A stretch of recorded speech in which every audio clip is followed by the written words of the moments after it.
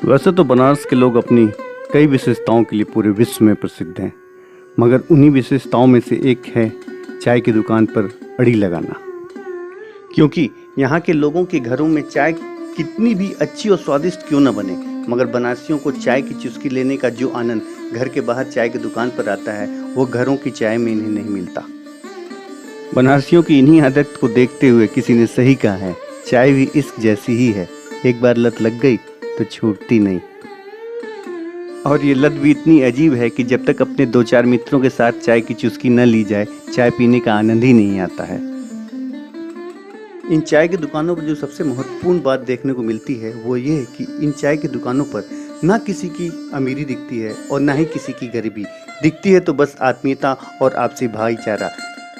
और इसी भाईचारे के साथ हंसी ठिठोली करते हुए चाय की चुस्की के साथ बनारसी अपने दिन की शुरुआत करता है। ऐसी ही एक चाय की अड़ी है मैदागिन के निकट गोलघर साड़ी मार्केट में, और नाम है प्रमोद की दुकान। ये दुकान मार्केट के मध्य में है, जिसकी वजह से क्षेत्रीय लोगों की यहाँ नित्य अड़ी लगती है। जैसा कि मैंने कहा कि इन दुकानों पर किसी की अमीरी या गरीबी नहीं दिखती है तो बस आत्मीयता और भाईचारा। उसी का एक उदाहरण आपके समक्ष है।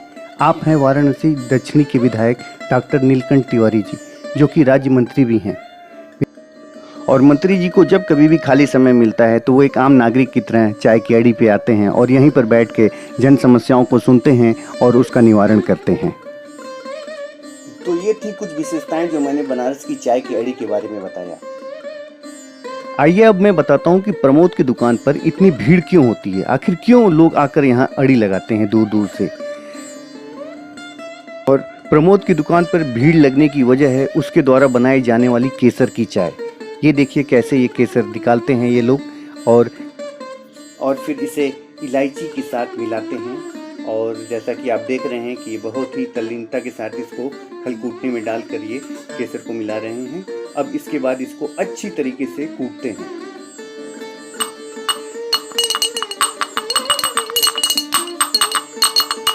और केसर को इलायची के साथ बहुत ही अच्छी तरीके से, बहुत ही तल्लीनता के साथ इसको कूटते हैं और मिलाते हैं।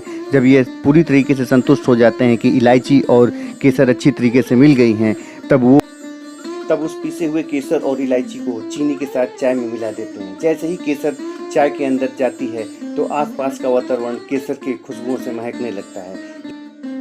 और जब ये चाय इलायची केसर के साथ अच्छी तरीके से खौल जाती है, तब इसे एक छोटे से बर्तन में इसको छान लिया जाता है।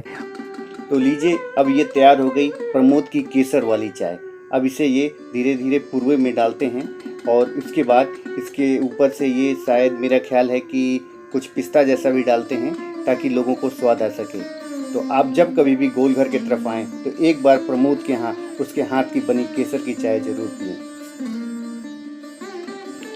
कुल्हड़ की सौंधी खुशबू और केसर की महक से किसी अनजान शायर की एक शायरी याद आ गई। तुम पूनम मैं अमावस, तुम कुल्हड़ वाली चाय तो मैं बनारस। वाह वाह बनारस, वाह वाह बनारस।